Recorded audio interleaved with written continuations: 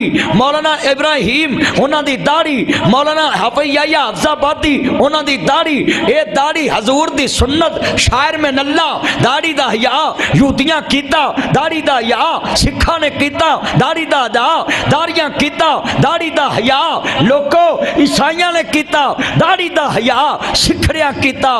एक किधरों सिखा दी लड़ी तो भी अगे तुरया है, जिन्हें दाढ़ी वालियां नूं कहा है कि 80% दाढ़ी वाले फराडी ने, 20% मैनू शक आवे मुंह ते हथ फिर आई। मौलवियां ना वगाड़ी पुट्टो ने, पुट्टो दा ना ना रहा, मौलवियां ना वगाड़ी मुशर्रफ कंजर ने, वह भी जलील होया। मौलवियां ना वगाड़ी ऐस हुकूमत ने, यह जलील हुई।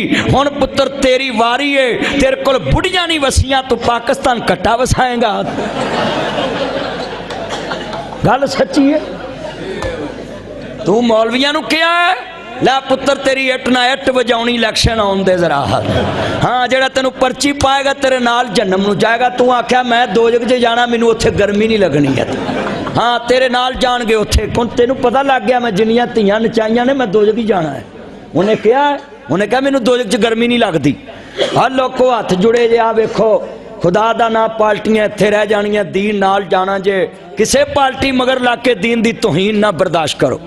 खुदा दा ना जे, सारिया पार्टियां इत्थे रह जानियां जे। और बोलो तेरे प्यो की दाढ़ी होवे, तेनू कोई कवे फराडी है, तेनू बर्दाश्त होएगी? इन्ने बैठे जे, बोलो तो सही जरा।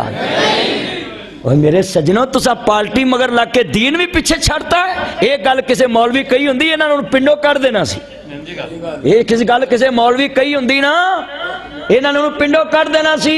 वो बेचारा एक मौलवी वो किते गालां कढ़ ही बैठा है ना, पूरे मुल्क नूं कहा जी मौलवी गालां कढ़ दे।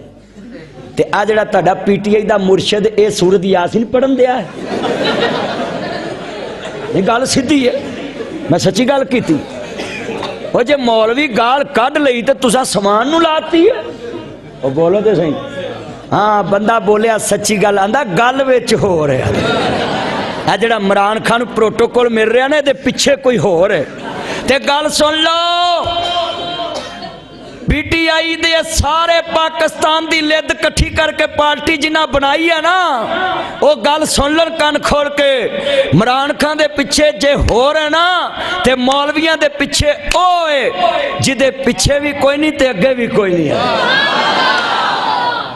मौलवियां दे पिछे रब आ, ते साडे रब दी कंड लाउण वाला जम्मिया ही कोई नहीं। कहा अज लिख लो, अज जिन्ने शेरे कोटी बैठे जे किसी ने पीटीआई नूं मोहर लाई ते ओदे गुनाहां चों भी शामिल होवेगा।